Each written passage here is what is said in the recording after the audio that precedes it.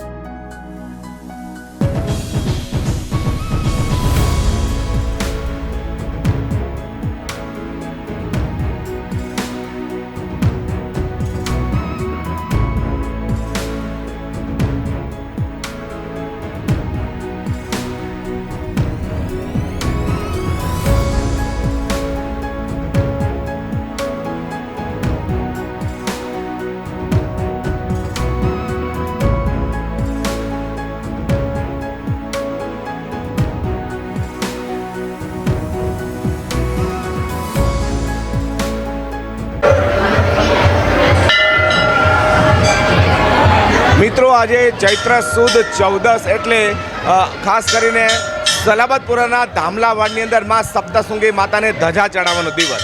આજે અનેક લોકો જે માનતા હોય છે તે માં સપ્તશૃંગીને ધજા ચડાવવા આવી રહ્યા છે। અહીંયા જે મહારાજ છે આપણે તેમને મળીએ। જય માતાજી, બોલો સપ્તશૃંગી માતા કી જય। આ મહિમા એટલો મોટો કે એકમથી 14 સુધી જે આજે માતાજીનો અહીંયા આગળ મોટો ઉત્સવ થાય છે। અનેકો ભક્તજનો મન માનતા લે, બાબરી ઉતારે, ચૈત ઉતારે। આ નવરાત્રિ ઉતાર થયા પછી ચૈત્રી 14નો કીરી ડલ લોકો આવે ને અહીંયા અન્ન ક્ષેત્ર એટલા લોકો, હજારો લોકો માનો પ્રસાદ જમીને આનંદમાં મનાવે છે। એ લોકોને કંઈ મન માનતા ભૂલી ગયા હશે તો આજે સલાબતપુરા રેશમવાર સપ્તશૃંગી માતાના મંદિરમાં અનેકો નાના મોટા ગરીબ હરીબ હરેક ભક્તો આવીને માનો જય જયકાર કરીને આજે માતાજીના સન્મુખ મન માનતા ઉતારીને હસતા નાચતા કૂટતા જાય છે। ને આજે રાત્રે માતાજી સ્નાન કરશે। કાલ રાત્રિ, મહોરાત્રિ, શિવરાત્રિ આજે રાત્રે સ્નાન કરશે અને માતાજી પૈઠણી સોનાના અલંકાર પહેરીને રાતના 12 વાગે માતાજીની શિખર ઉપર ધજા ચડશે। જે ભક્તો ધજા એના દર્શન કરશે એની મનોકામના પૂર્ણ થશે। માને પ્રેમ અને ભાવ, માને દીકરા દીકરી એટલા વાલા છે। આજે તમે જોઈ રહ્યા છો લાખો લોકોની સંખ્યામાં આજે મંદિરની અંદર સલાબતપુરા રેશમવાર સપ્તશૃંગી માતાના મંદિરમાં એટલી બધી ભીડ થઈ રહેલી કે જેનો કહેતા પાર આવે નહીં। આ માતાજીની કૃપાથી અનેકો ભક્તો આવી રહ્યા છે અને સુખ શાંતિ મેળવીને ધીરે ધીરે આગળ વધી રહ્યા છે। ચાલો આપણે અન્ન ક્ષેત્રનું ભોજન જોઈએ। કેટલા લોકો અહીંયા જમી રહેલા છે। 4 વાગ્યાથી જે ભોજન ચાલી રહ્યું છે તો રાત્રે 11 વાગ્યા સુધી ભોજન સડા વર્ષ ચાલે છે। આ નર્મદા માતાની કૃપા, એમના આશીર્વાદથી માં સપ્તશૃંગી નાસિકથી સીધા સલાબતપુરામાં આવ્યા અને મા સર્વને જય જયકાર કરે। બોલો સપ્તશૃંગી માતા કી જય।